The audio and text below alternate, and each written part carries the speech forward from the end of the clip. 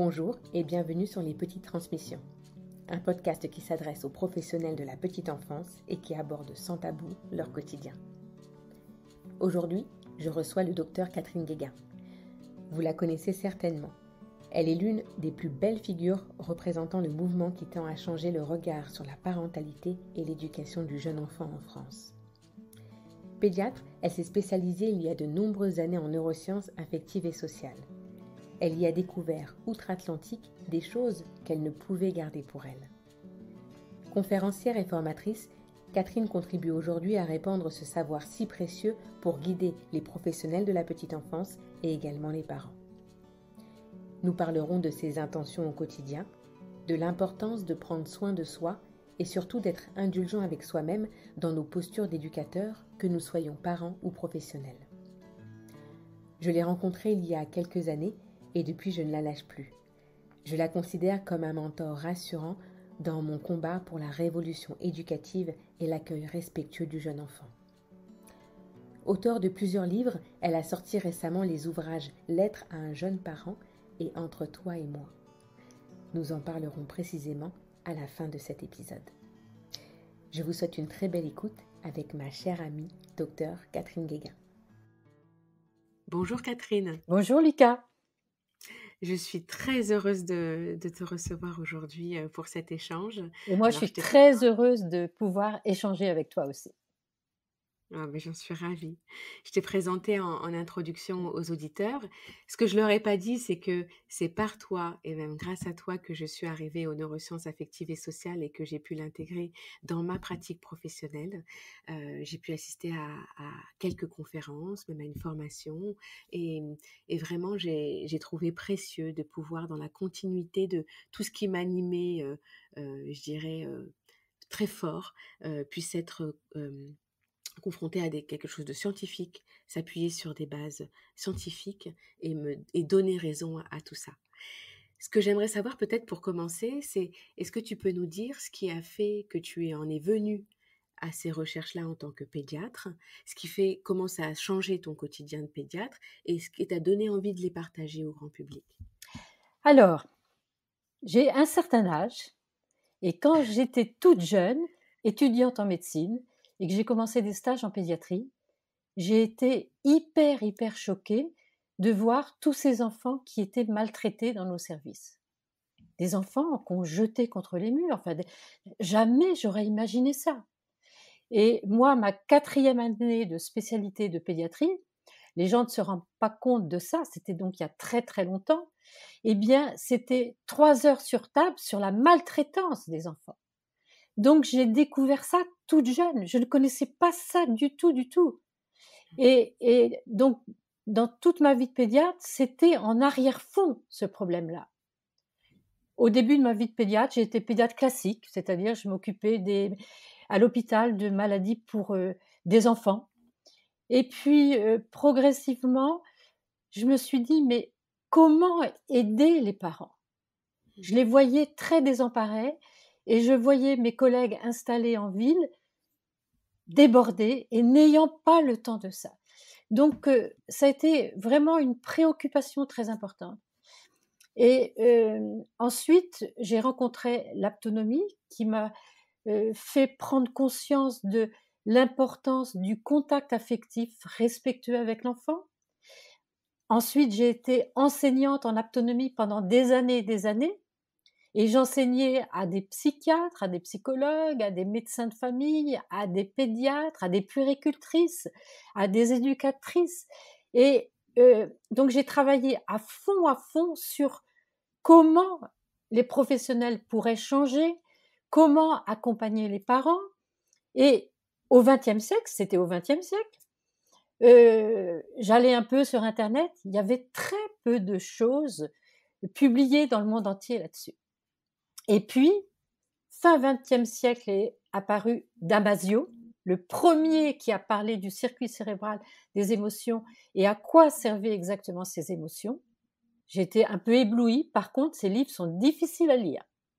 Et puis, au XXIe siècle, progressivement sont apparues plein d'études qui, moi, m'ont bouleversée, m'ont émerveillée, parce que en tant que pédiatre, tous les jours, on est sollicité par les parents sur les questions d'éducation. Mon enfant n'arrive pas à dormir, mon enfant fait des crises pendant pour manger, mon enfant ne veut plus aller à l'école. Et en fait, on n'avait rien de sûr. Moi, je disais, bah, moi, je pense ça, mais j'étais pas sûre du tout de moi, bien entendu, comme tout le monde, hein. Et avec ces études-là, eh bien, on a eu des pistes très, très importantes. On ne connaît bien entendu certainement pas tout. Il y a encore certainement beaucoup, beaucoup de choses à connaître. Mais là, toutes les études à l'heure actuelle du monde entier en neurosciences affectives et sociales disent tous la même chose. Et c'est ça qui est extraordinaire. Donc on a des pistes scientifiques très, très solides qui nous disent quoi? Que notre attitude, à nous les adultes, va modifier en profondeur le développement du cerveau de l'enfant. Et ça, c'est absolument fondamental. Et on sait exactement ce que ça fait sur le cerveau de l'enfant. Donc j'ai été émerveillée, bouleversée. Et en France, c'était pas du tout connu. Et je me suis dit, il va falloir que je le transmette. Donc je l'ai d'abord transmis dans mon enseignement en autonomie. Et puis ensuite, je me suis mis à écrire. Dans l'écriture, j'ai été très surprise. Bon, j'ai mis beaucoup de temps, hein, ça m'a demandé plusieurs années hein, d'écriture, de réflexion, et pour écrire en même temps mon expérience avec les parents et avec les enfants, et en même temps ces études scientifiques.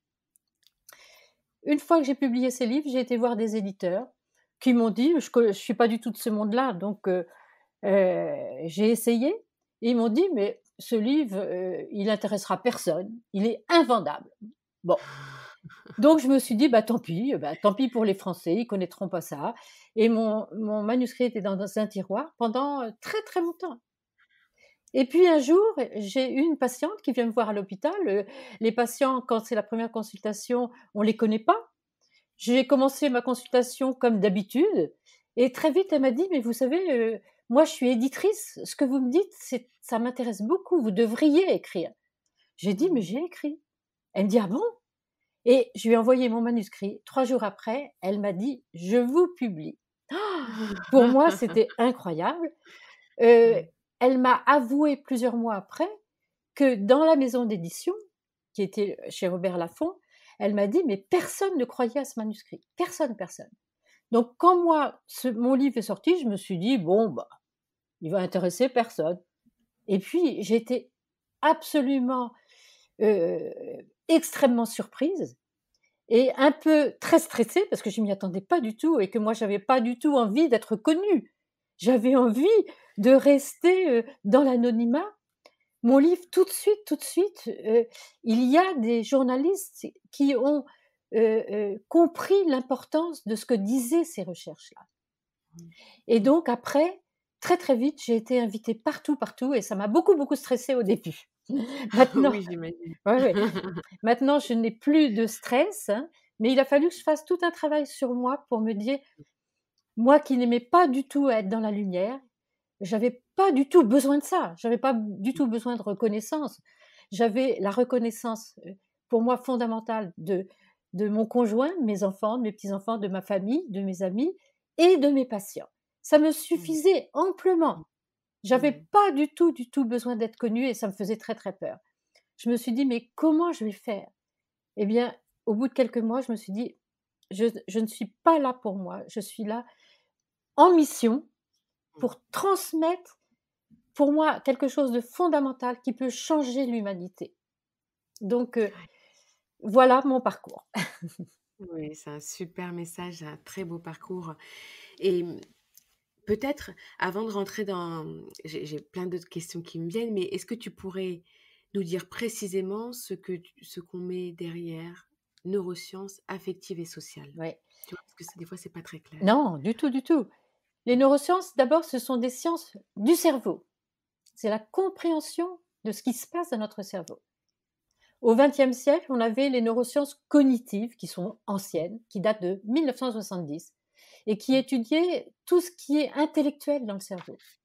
Comment on apprend à écrire et à lire. Et ce qui est très important à comprendre, c'est qu'au XXe siècle, eh bien, on savait que notre cerveau était dévolu aux capacités intellectuelles, motrices et sensorielles. Et toute l'éducation, aussi bien l'éducation dans les crèches, dans l'école, était basée là-dessus. Il fallait développer la motricité dans les crèches, à l'école aussi, avec l'éducation physique. Il fallait développer quand même la sensorialité, quand même de la musique, des dessins, à l'école aussi. Et puis tout ce qui était intellectuel. L'éducation était basée sur ces 3 capacités. Mais on ne savait pas du tout, parce que les neurosciences affectives et sociales, c'est la découverte de quelque chose qu'on ignorait totalement. Donc c'est une révolution dans la compréhension de l'être humain, que notre cerveau est en très grande partie dévolu aux émotions et aux relations.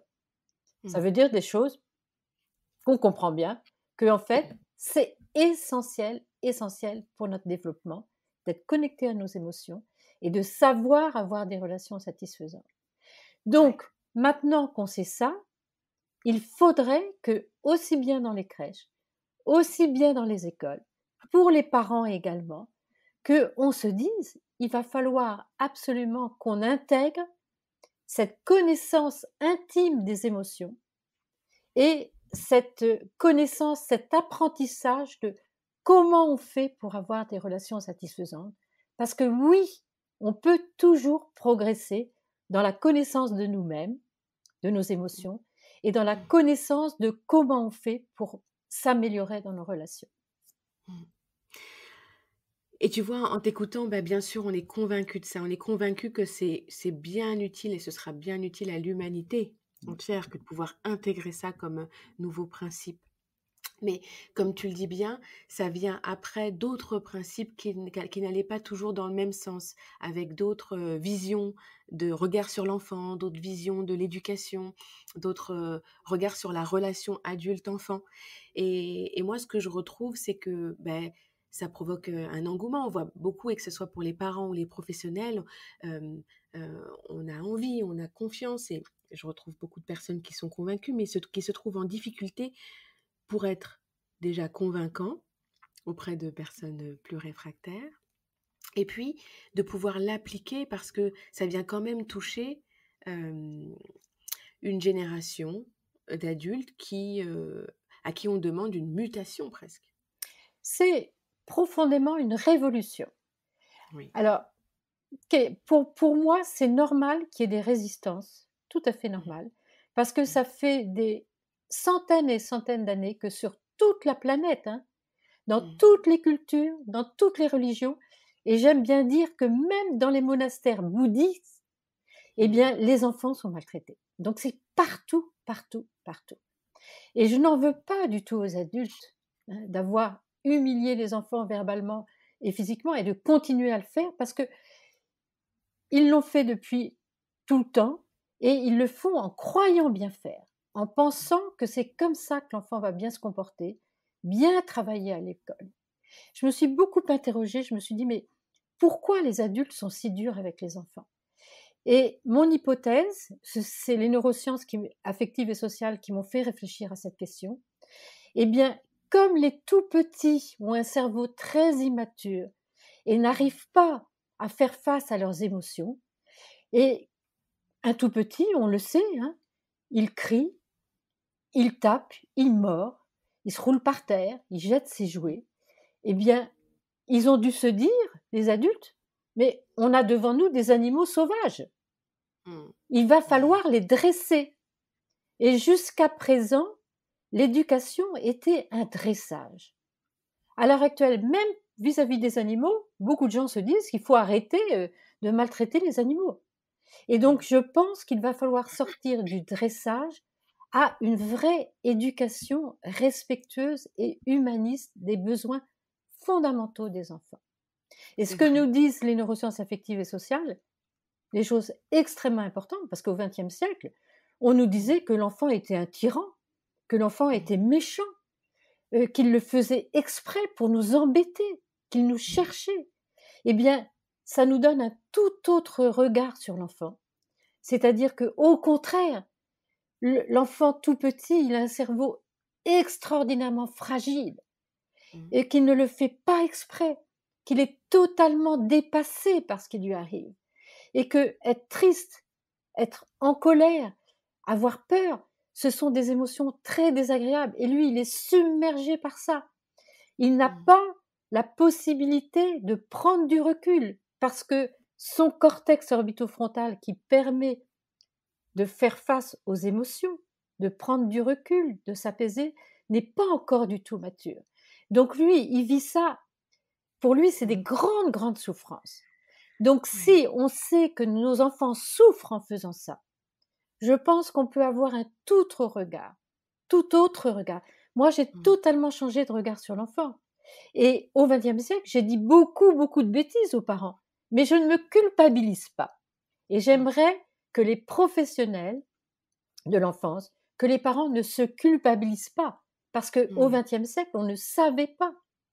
Donc, il y a tout un cheminement à faire, de comprendre ce que ces nouvelles connaissances nous apportent. Donc, le tout petit, ce sont les êtres les plus fragiles de notre société. Et donc, il faut avoir beaucoup de compassion pour eux. Et donc, quand un enfant tape, mord, crie, a peur, il faut d'abord se connecter à ses émotions, comprendre pourquoi il a ces émotions. Et que, par exemple, quand il mord et qu'il griffe et qu'il tape, c'est la grande, grande préoccupation des professionnels de crèche, il n'est pas méchant.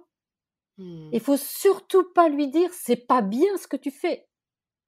C'est-à-dire ne pas le dévaloriser, mais par contre comprendre que c'est son cerveau qui disjoncte. Et ça veut dire que ses besoins profonds ne sont pas satisfaits à ce moment-là. Et c'est pour ça qu'il fait ça. Et probablement que aussi, il est jaloux, il est inquiet, il est triste. Eh bien, comprendre pourquoi il fait ça, ça nous permet de ne pas réagir en le dévalorisant et en le punissant. Oui. Et ce qu'ils nous disent, les chercheurs, c'est qu'au contraire, il faut se connecter à ce qu'il vit et ensuite l'apaiser. Alors, pour beaucoup de professionnels ou de parents, ils disent « mais vous êtes totalement laxiste, vous faites n'importe quoi ». Non, apaiser l'enfant, ce n'est pas céder, ce n'est pas approuver ce qu'il fait, mais c'est faire en sorte que cette tempête émotionnelle qui lui fait du mal, parce que le cortisol dans ce cas-là est sécrété et va abîmer son cerveau, arrête d'être sécrété. Ensuite, l'aider à exprimer ses émotions en lui proposant un panel d'émotions. Là, tu as mordu parce que tu étais inquiet, tu étais jaloux, tu étais triste. Qu'est-ce qui s'est passé en toi ? Peut-être qu'il ne va pas vous répondre, c'est pas grave. Il a entendu que vous vous connectez à lui. C'est ça dont il a envie, que vous essayez de le comprendre. Et donc, ça ne veut pas dire, par exemple, un enfant, je pense à vous, parents, qui fait une crise, c'est-à-dire qu'il va se mettre à hurler parce que vous lui dites « non, là, tu as assez mangé de chocolat », eh bien, ce n'est pas pour ça que vous allez lui donner du chocolat, donc vous allez lui dire non. Mais vous allez quand même l'apaiser. Et quand un enfant tape ou mord, il faut juste lui dire « non, on ne mord pas ». C'est tout. C'est-à-dire ne pas le dévaloriser. Puis aucune parole de « c'est pas bien ce que tu fais, tu es méchant ». Parce que ça, c'est considéré comme de la maltraitance émotionnelle. Ça peut paraître excessif, mais ce sont des chercheurs qui nous disent ça. Et que quand on dit à quelqu'un, à un enfant, tu es méchant, tu es égoïste, tu es paresseux, tu es orgueilleux, tu es nul, parce que les enfants entendent ça, eh bien, ça abîme ce cortex orbitofrontal qui est la partie la plus précieuse que nous avons, nous les êtres humains. Donc maintenant, nous savons des choses qui nous incitent à changer de comportement. Bien sûr que ce n'est pas facile de changer de comportement. Ça ne va pas se faire d'un coup de baguette magique, bien entendu. Et donc, c'est pour ça que les parents, les professionnels de l'enfance, ont besoin d'être accompagnés. Et je voudrais dire à tout le monde, ce n'est pas grave de faire des erreurs dans l'éducation. On se trompe tout le temps. Moi, j'ai des petits-enfants, ça m'arrive de me dire: «Tiens, j'aurais pas dû dire ce mot-là. Je n'aurais pas dû je n'aurais pas dû avoir ce geste-là». Mais c'est pas grave, parce que on est toujours, nous les humains, en progrès et on n'a jamais fini de progresser. Dire à un enfant: «Je n'aurais pas dû faire ça», ça lui montre, pour moi, c'est très pédagogique. Ça lui montre qu'on fait tous des erreurs et qu'on peut toujours, toujours progresser. C'est extrêmement important. Et ça permet d'avoir une relation authentique avec l'enfant. Dans ce Ouais. cas-là, l'enfant ne ment plus. Il y a beaucoup de parents qui se plaignent: «Mon enfant mente». Eh bien, évidemment, ils mentent parce qu'ils savent que s'ils disent certaines choses, ils vont être dévalorisés et punis. Mais si on sait que non, il faut montrer ce qu'on est, leur montrer qu'on a tous des faiblesses, on a tous des émotions désagréables qui nous traversent. On est des humains. Eh bien, Oui, cette relation authentique, ça nous fait grandir ensemble. c'est vrai. Et oui, j'aime beaucoup cette notion de mea culpa finalement, de pouvoir faire des mea culpa au fur et à mesure.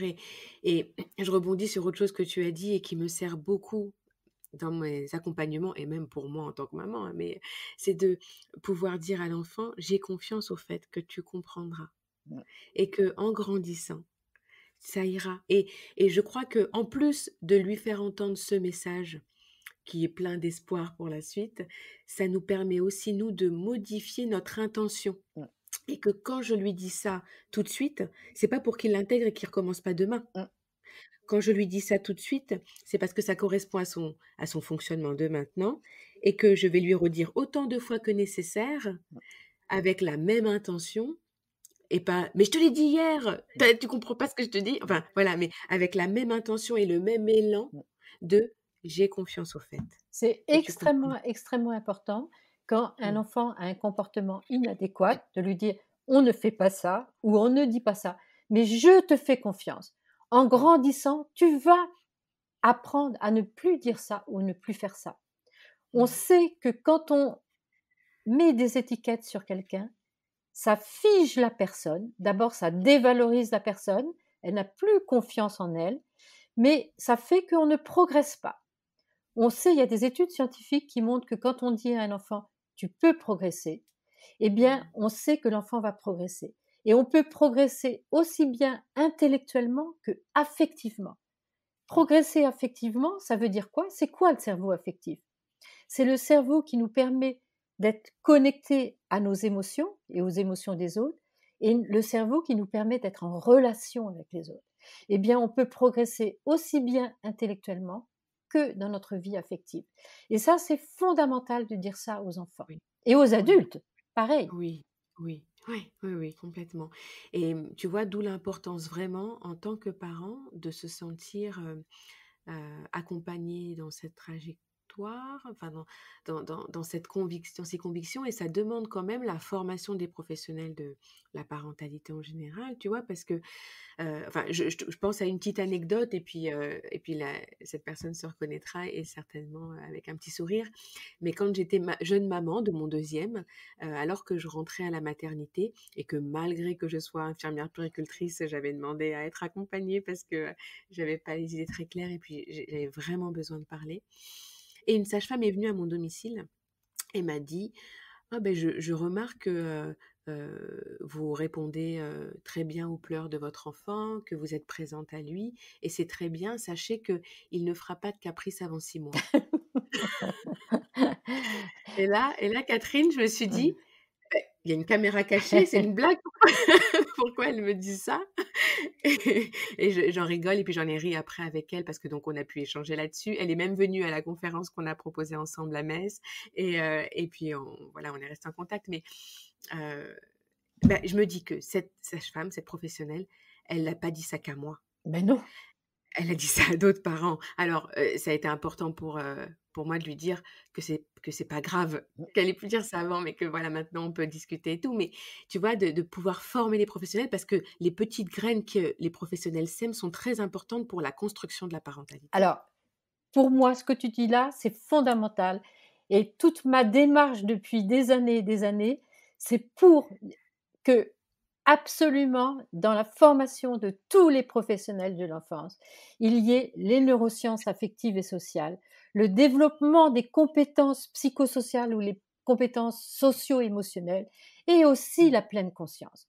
Parce que Ouais. on sait au XXIe siècle qu'il y a des choses qui vont améliorer le développement du cerveau de l'enfant. C'est le développement des compétences sociales et émotionnelles ou psychosociales.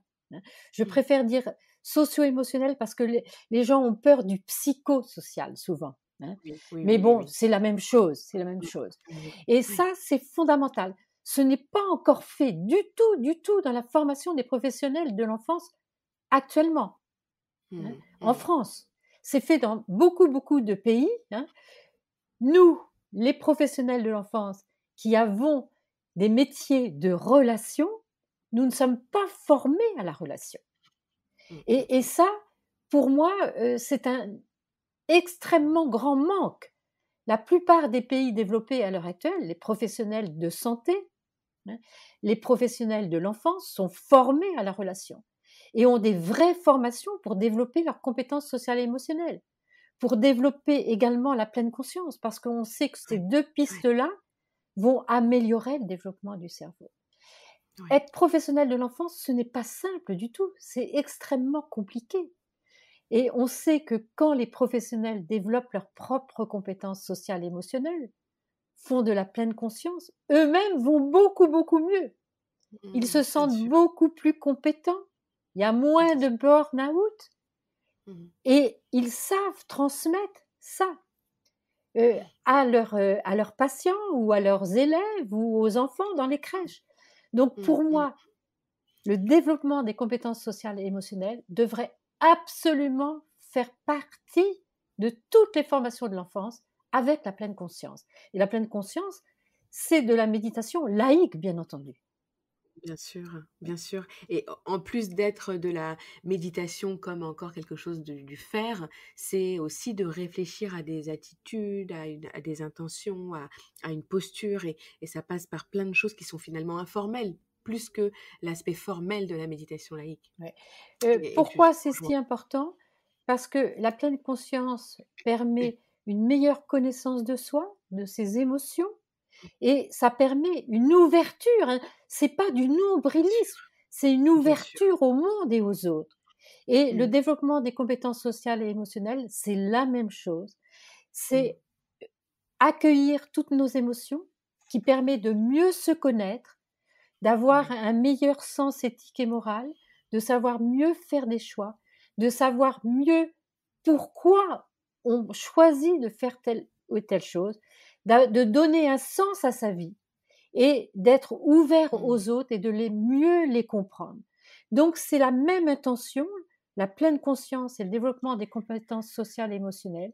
C'est d'abord avoir une meilleure connaissance de soi, un meilleur ancrage Mmh. pour avoir une meilleure ouverture aux autres et au monde. Donc c'est la même intention.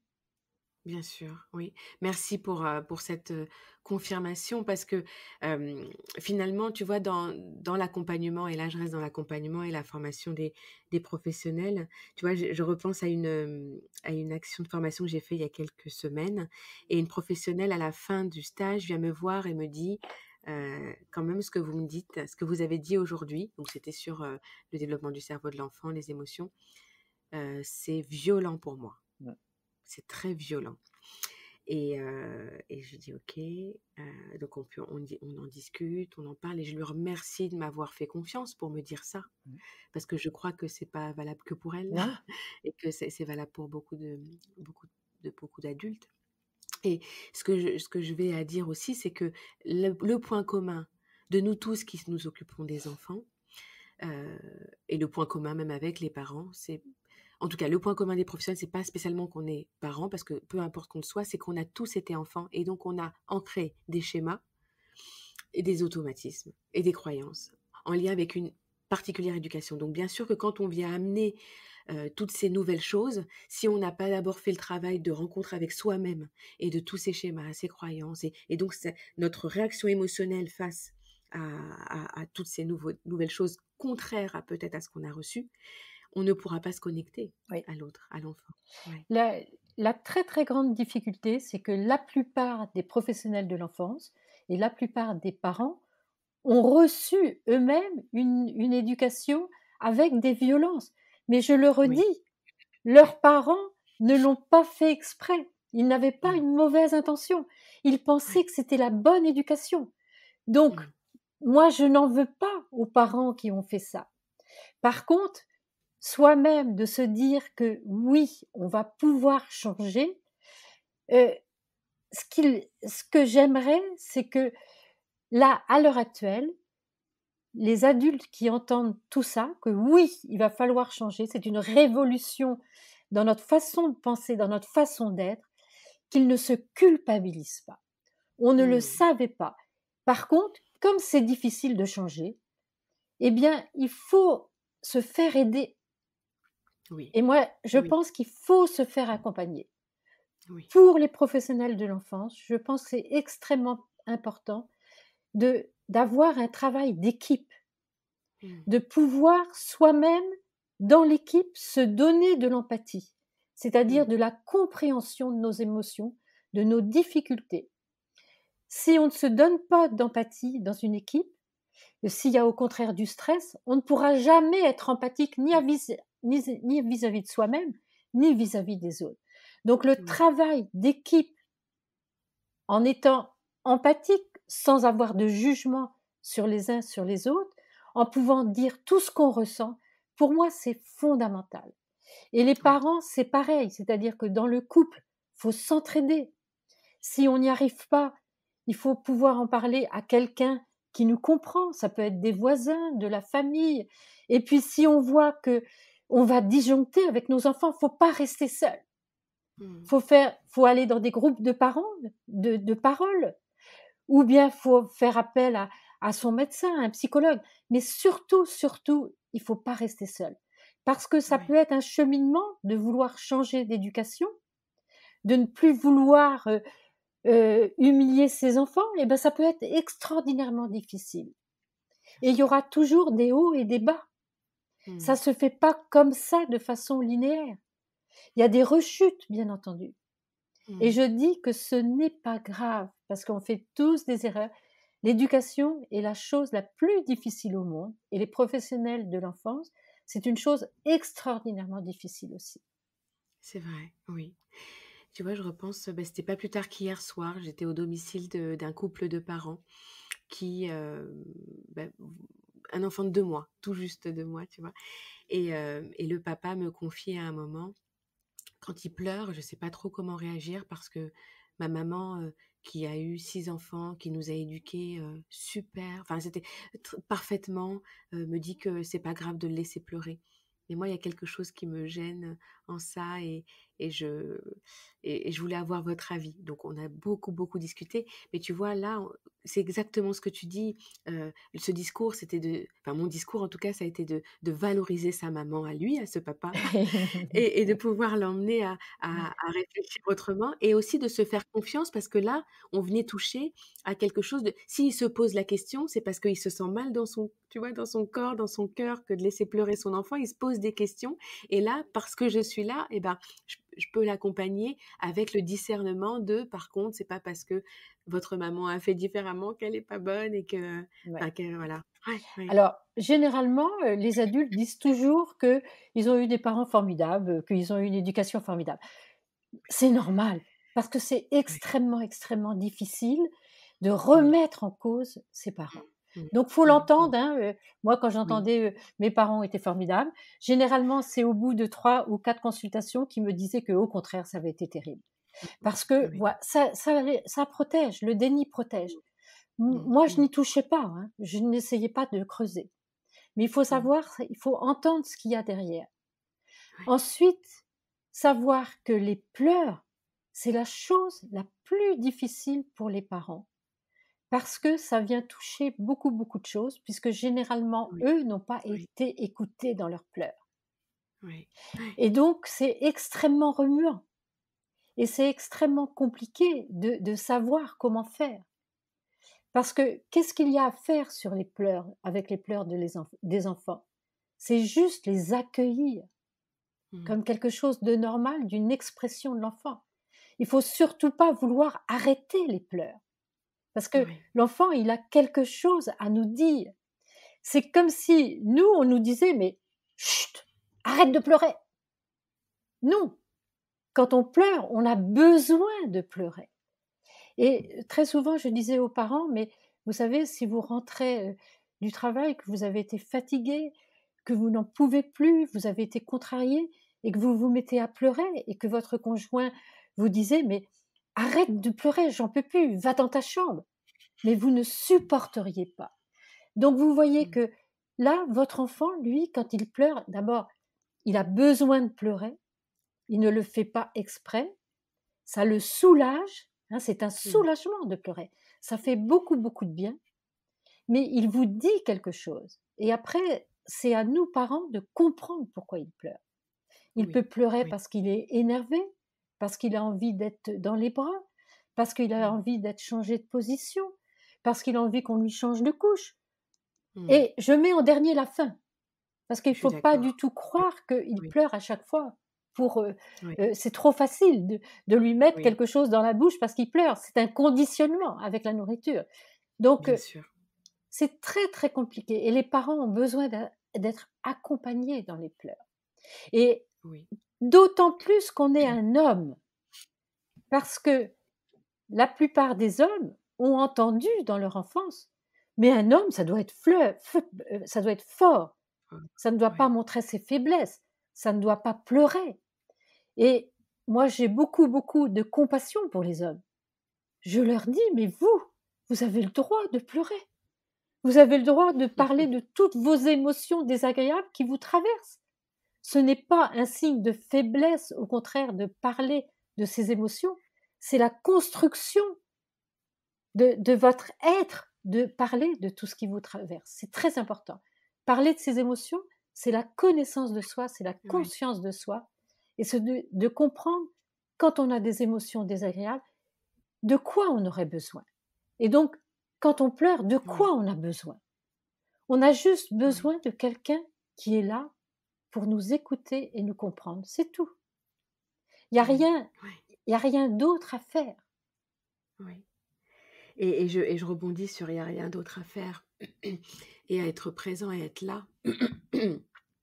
Et je voudrais te faire part d'une autre expérience, enfin d'une autre, anecdote qui me fait penser à ça et à un papa. Alors j'étais présente à une réunion dont je t'ai parlé d'ailleurs, où, un représentant du gouvernement était, présent. Alors malheureusement, cette réunion officielle parce que ce papa donc prend la parole et dit, «Bah, moi je me suis trouvé en difficulté quand je suis rentré de la maternité et quelques semaines après, je savais pas quoi faire, quoi proposer à mon enfant». Et la psychologue qui était présente, je ne sais pas pourquoi, parce que par ailleurs, je crois qu'elle elle est très bien et assez lucide, a dit: «Bah, pourtant j'ai écrit un livre avec, toutes les choses à faire, au niveau, éveil et culturel, dès la naissance». Et là, je me suis Tu trouvée vois, ça très me fait mal rire. parce que je me suis trouvée oh là là, je me suis trouvée très, très mal parce que, je me suis dit: «Mais là, on est en train d'accompagner, enfin de soutenir ce papa qui avait quelque chose à faire, alors que la première chose qu'on sur lequel on devrait le soutenir là, dans ces premières semaines, premiers mois, c'est Mmh. d'être là avec son garçon, Ouais. d'être là avec, ses 1 voilà, de l'observer, de pouvoir, être captivé par, ses réactions reliées à ses émotions, à ses appels du regard, à tu vois, toute cette relation, toute cette accordance, toute cette relation qui commence si tôt et au sein de cette réunion-là, pour te dire vraiment et je le regrette aujourd'hui, c'est que moi ça m'a coupé la parole, enfin ça m'a coupé, je me suis sentie comme étouffée parce que on avait proposé une réponse qui était tellement éloignée de tout ce que j'aurais pu suggérer que ça m'a mis, par terre. J'en ai même très mal dormi parce que je me suis dit, hem: «On n'insistait pas alors peut-être assez sur l'être plutôt que le faire». Ouais. C'est-à-dire que ce qui est très, très compliqué et qui fait toute la noblesse d'être professionnel de l'enfance et la noblesse d'être parent, c'est qu'il y a pas de recette. C'est être à Mmh. l'écoute de soi, de ce qui se passe en nous et être à l'écoute de Ouais, l'autre. Je peux te dire, ouais. Lika, que les milliers et milliers d'enfants que j'ai reçus et d'adolescents, la première chose qu'ils me disaient quand ils étaient seuls avec moi, ils me disaient: «Mes parents ne m'écoutent pas. Ils Mmh. n'écoutent pas ce que je ressens. Ils m'interrompent tout le temps et ils me disent ce qu'il faut que je fasse». Eh bien, pour les Ouais, professionnels de l'enfance, c'est pareil. Heu, c'est être à l'écoute d'abord de vous-même et des enfants. Et je peux ouais. vous assurer que quand on arrive à avoir, ce lien affectif, ce lien de connexion, c'est-à-dire d'être avec soi et avec l'autre, eh bien, tout se transforme. Bien sûr. Mais c'est pas des recettes. Et c'est pas des recettes, il y a pas de méthode, et Non, c'est bien des relations uniques et à chaque fois particulières qui se créent absolument. et ouais, mais et pour valoriser ça, c'est pas toujours évident parce que aussi, tu vois? Et ce que je défends, c'est que, beh, je sais pas après qui est coupable ou responsable, enfin, mais on est dans une ère où, Google, pour ne pas le citer, a une grande place et je rencontre aussi beaucoup de parents qui, à la moindre question qui se pose, vont rechercher une réponse à l'extérieur et Oui, potentiellement sur des plateformes, où, voilà, beaucoup de choses se disent, mais peu de choses doivent être prises, personnellement et hem et c'est compliqué, mais je crois qu'il faudrait pouvoir créer un petit espace entre le moment où, en tant que parent, je me pose la question et le moment où je voudrais une réponse. mmh, Mais voilà, de pouvoir élargir cet espace-là pour aller à la rencontre de soi-même. Mais comme tu dis très bien, tu vois, mais je suis vraiment, tu vois, je l'image là avec un espace qui serait à créer parce qu'aujourd'hui, il n'existe pas. C'est beaucoup trop de questions-réponses mmh, immédiates, tu vois. Alors que je crois que l'espace, il devrait un peu grandir et d'accepter l'inconnu, d'accepter, l'imperfection, en tout cas le questionnement et la réflexion, l'introspection, toute cette profondeur de réflexion et l'essai, mmh, tu vois? L'essai, l'erreur, mmh. ouais. Je pense qu'actuellement, beaucoup, beaucoup de parents sont perdus parce que Mmh. justement, il y a internet avec des milliers de réponses et ils pensent Oui, que, eh bien, il suffit de répondre comme ceci ou comme cela. Pour moi, une des ch un des accompagnements les plus favorables pour les parents, c'est d'être ensemble avec une animatrice ou un animateur comme toi, qui les aide à cheminer mmh, progressivement. oui, C'est-à-dire à s'écouter mutuellement, à mmh, réaliser qu'on a tous les mêmes questionnements, que mmh, l'éducation est la chose la plus complexe au monde, qu'il n'y a pas de recette, mais qu'ensemble, on va y arriver oui, et avec justement le développement des compétences émotionnelles et ensuite sociales et aussi la pleine conscience. Et qu'est-ce oui, que c'est que le développement des compétences émotionnelles? C'est d'abord de sentir qu'on est traversé mmh, tout le temps par plein d'émotions et qu'il n'y a mmh, pas d'émotions négatives ou positives. C'est juste une réaction à ce qui se passe à l'extérieur. Donc bien il n'y a pas sûr, de jugement moral. Il faut les accueillir toutes. Et notre vie affective est extraordinairement riche. Et si on arrive à nommer toutes les subtilités de notre vie intérieure, c'est extraordinaire. Ça nous permet de comprendre beaucoup de choses sur nous. C'est vraiment la connaissance et la conscience de soi. Et ensuite oui, de comprendre quels sont les besoins derrière ça. mmh, C'est-à-dire que ce que nous dit Damasio, c'est que les émotions sont primaires. mmh, C'est-à-dire d'abord être connecté avec nos émotions. Et ensuite, dans un second temps, l'intellect vient. Il n'y a pas de dire l'intellect c'est pas bien. Si, il faut comprendre. Par exemple, un parent inquiet ou désemparé, de quoi il aurait besoin? ouais, C'est tout un cheminement et ça aide ensuite. Ensuite, il faut réussir à exprimer ses émotions sans aucune culpabilité. mmh, Par contre, attention quand on exprime ses émotions aux enfants. Parce que si on dit à l'enfant: «Ah là, tu m'énerves», hein, on exprime ses émotions, c'est extraordinairement culpabilisant pour l'enfant. Mmh. Donc, quand on est professionnel de l'enfance, dire dans l'équipe: «Ah, cet enfant, il m'a énervé», et cetera et tout, on peut le dire parce que ça fait du bien, ça soulage, hein, d'exprimer ses émotions. Quand Mmh. on est parent, de l'exprimer avec son conjoint, OK. Mais vis-à-vis de l'enfant, non. On dit Oui. à l'enfant, là, par exemple, un enfant qui fait une grosse colère, qui se roule par terre ou qui tape, qui crie, on dit: «Là, j'ai dépassé mes propres limites. Oui. Il va falloir que je trouve un moyen pour me calmer, moi». Ça, Oui. c'est très important de se sentir responsable de ses propres émotions et de ne pas accuser l'autre. Mmh. Et en travail d'équipe, si possible, on ne va pas dire: «Cet enfant m'a énervé», on va dire: «J'ai senti que j'ai dépassé aussi mes propres limites avec cet enfant.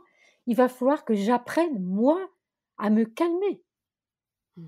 Donc c'est Ouais. extrêmement important, hein, parce qu'il faut exprimer ses émotions. Attention, il ne faut pas culpabiliser les autres. Il faut prendre la responsabilité de ses propres émotions et de comprendre C'est pourquoi ça, nous, on a eu telles et telles émotions. c'est ça, Ensuite, il va exactement. falloir apprendre à faire face à ces émotions pour pas qu'elles nous envahissent, nous, et pour pas qu'elles soient nocives pour les autres. Mmh. Une fois qu'on va avoir fait tout ce travail-là, on va comprendre que oui, on est traversé par beaucoup de choses et que les autres aussi sont traversés par ces mêmes problématiques d'émotions et de Mmh. faire face à leurs émotions. Ça va nous permettre de beaucoup mieux comprendre les autres, de beaucoup mieux pouvoir les écouter et de pouvoir résoudre les conflits beaucoup, beaucoup mieux. Bien Puisque sûr. quand on est à l'écoute des autres, eh bien dans ce cas-là, Mmh. on va pouvoir trouver des solutions ensemble. Mmh. Donc c'est tout un travail, ça se fait pas comme ça. C'est pour ça Bien que sûr. quand, Oui. je te disais: «Oui, je suis pour les groupes de parole de parents», mais c'est tout un cheminement progressif et accompagner les parents ou les enfants, c'est tout un cheminement. Ça se fait Mmh. pas comme ça. Complètement, oui. Et je rebondis sur ce mot cheminement parce que je voudrais faire un petit lien avec, tes nouveaux ouvrages et tu vois, notamment des 2 derniers, «Lettre à un jeune parent» où, j'ai pris beaucoup de plaisir à le lire. Je vois une forme, légère, accessible et ça redit bien sûr tout ce que tu nous dis à la portée des parents. Finalement, là, quand je parle de cheminement, c'est parce que il y a des choses qui ont été dites, que tu as déjà dit, qui sont autrement dit. Quelle a été ton intention et ton élan pour, ce nouveau livre? Alors mon intention, c'est d'être le plus simple possible, Oui, oui. de dire aux parents de ne pas se mettre de pression, de ne Mmh. pas se culpabiliser et l'importance pour eux d'accueillir leurs émotions dès la grossesse, leurs Oui. émotions désagréables comme normales et de Mmh. pouvoir les exprimer sans culpabilité. Donc Oui. ça, pour moi, mon message le plus important, ça a été de leur dire: «Accueillez vos émotions, aussi bien agréables», parce que Oui. évidemment qu'il y a du bonheur à être parent ou professionnel de l'enfance. Heu, Être parent, c'est la chose la plus extraordinaire qui puisse nous arriver. Être professionnel de l'enfance, il y a des joies immenses, mais c'est Mmh. aussi très complexe et ça peut être Oui. très difficile, épuisant parfois. Oui. Ça peut Oui. être très inquiétant, on s'inquiète, on ne sait plus comment faire, on peut se sentir dépassé quand on est parent ou professionnel de l'enfance. Il faut On se sent impuissant totalement. Il faut Mmh. pouvoir parler de ça à d'autres adultes. C'est extrêmement important.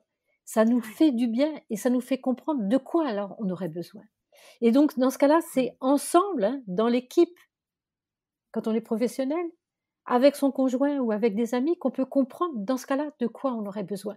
Et dans ce cas-là, ça nous fait progresser. Donc Oui. c'est surtout ça que j'ai voulu dire aux parents. Oui.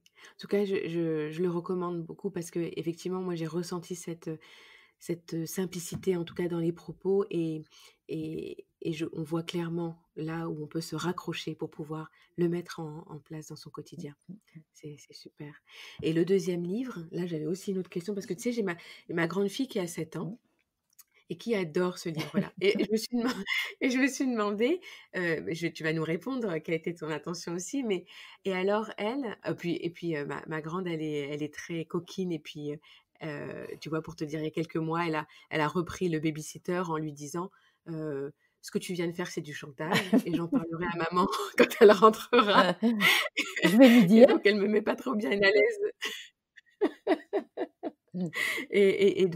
Donc elle est déjà dans un élan où elle s'encourage à elle perçoit les petites choses comme ça parce qu'on l'accompagne pour percevoir ça, mais elle le lit et puis ça lui sert un peu comme de guide. Alors que tu vois, je la vois, elle rentre de l'école, elle ouvre ton ouvrage et elle dit, par exemple, la dernière fois, elle m'a dit, «Bah, c'est vrai, tu vois, cette phrase-là, j'ai besoin que tu m'expliques quand je comprends pas au lieu de t'énerver».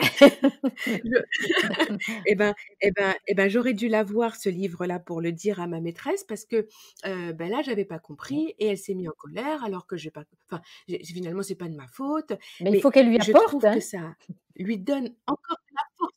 Elle lui a apporté, oui, oui, Ah! elle lui a apporté.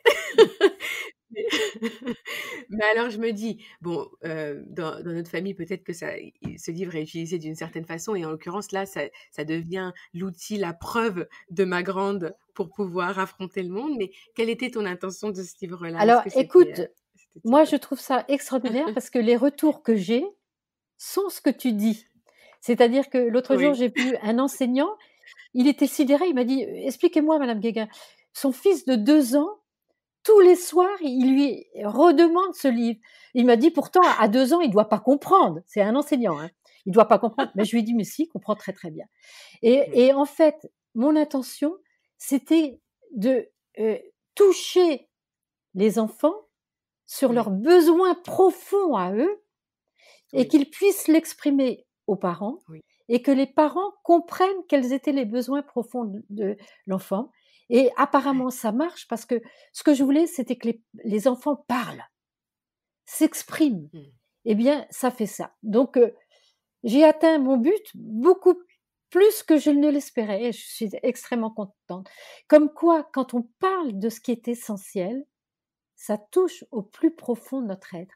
Donc, là, encore une oui, fois, l'éducation, c'est pas des recettes, c'est toucher au plus profond de ce que nous, humains, de quoi on aurait besoin réellement pour nous développer, oui, pour aller bien. Toucher à ce qui nous, oui, fait que notre vie a un sens mmh, et notre sens le plus profond, c'est d'être relié à l'autre de façon la plus comment là je trouve plus mes mots, heu, pour qu'on se comprenne mutuellement.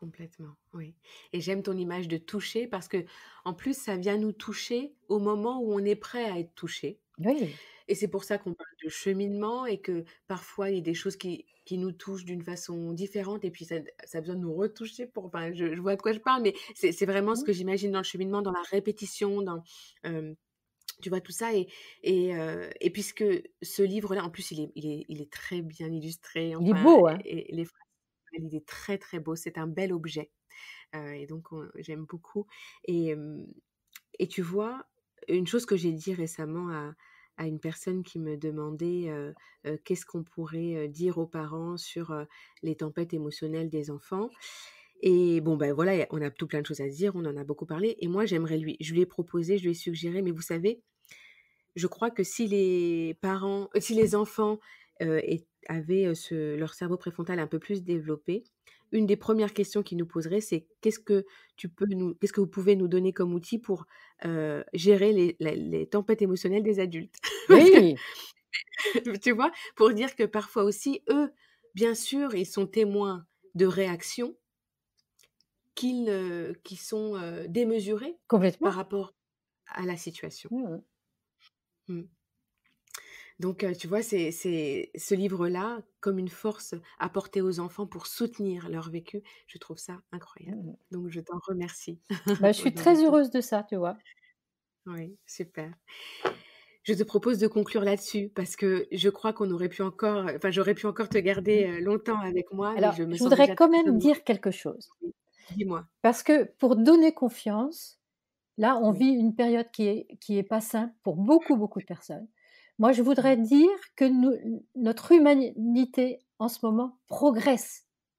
Oui, oui, oui. Pourquoi? Pour moi, il y a comme un grand tsunami sur la terre entière pour qu'on ait des relations plus apaisées, plus chaleureuses. Les femmes, Mm, elles ont envie d'être respectées en ce moment. Toutes mm, les femmes du monde entier, elles se lèvent en disant: «Mais respectez-nous». mm. Beaucoup d'humains ont envie de respecter les animaux. Eh bien, en ce moment, beaucoup d'adultes ont envie d'être plus humains et plus respectueux avec les enfants. Donc, Mm. je dis: «Oui, nous faisons partie de ce grand mouvement qui voulons que les relations deviennent apaisées, chaleureuses et beaucoup plus humaines». Donc je dis: Oui, «Oui, tenons-nous les coudes, tous ceux qui veulent ça, nous allons y arriver». Et je ouais. sens que notre humanité, l'humanité entière, elle est en train de progresser, hein. Oui, oui, oui, je Oui, suis d'accord avec toi. Oui, oui. Oui, oui, mmh, oui. Et mmh, c'est un beau message de se dire serrons-nous les coudes parce que parfois on complètement. peut perdre espoir, tu vois. Oui, oui. Moi, je me suis sentie à des moments où je me dis bah, après tout, pourquoi tout ça? Et Si, puis après, on se raccroche. Oui. c'est Mm. notre humanité est en train de progresser et de participer à ça, ça donne Mm. un sens extraordinaire. Oui, je suis d'accord. Oui. Donc faut absolument diffuser ça partout, partout, partout. Et s'il y Ouais, a des gens que ça rend en colère, qui ont des résistances, c'est pas grave, c'est pas grave. ouais, Heu, ouais. c'est un cheminement. Mmh. Je suis d'accord. Ouais. Merci pour ce rappel et puis pour cette, pointe d'espoir, en tout cas, Complètement. qui doit être diffusée. Oui, Ouais, oui. oui.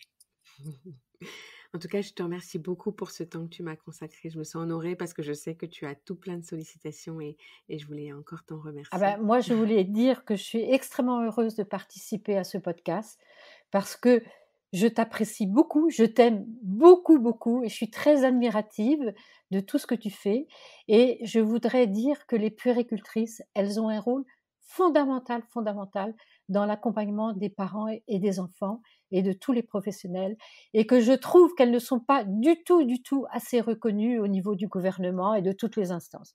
Donc je Ah, plaide pour que les mmh. puéricultrices aient toute leur place dans l'accompagnement des professionnels de l'enfance, des parents et des enfants. Merci beaucoup, ça me touche énormément. Merci Catherine, merci beaucoup. En tout cas, j'aurai plaisir à continuer cet échange et à le prolonger et je te remercie au nom de tous les auditeurs et je te souhaite tout plein de belles choses. Et moi, je souhaite plein de belles choses à tous les auditeurs. Merci Catherine, au Au revoir. revoir. Si vous êtes arrivé au bout de cet épisode, vous partagez peut-être aussi ce point de vue. Il me semble en effet qu'une meilleure connaissance de l'enfant et surtout une parfaite connaissance de soi-même permet d'améliorer en profondeur notre relation avec les tout-petits. Si cela vous parle, je vous mets dans la bio de cet épisode un lien vers la formation Neurosciences et pleine conscience au service de la petite enfance, un programme parfaitement conçu pour les professionnels désireux d'en savoir plus sur leurs automatismes et pratiquer des exercices simples pour limiter leur stress et ainsi accueillir plus sereinement ce quotidien si mouvant. Enfin, je vous indique dans les commentaires les liens vers la biographie du docteur Catherine Guégan. Si vous avez aimé cet épisode et pour aider à sa visibilité, n'hésitez pas à le partager et à mettre 5 étoiles au podcast et éventuellement un petit commentaire que j'aurai plaisir à lire prochainement dans un épisode.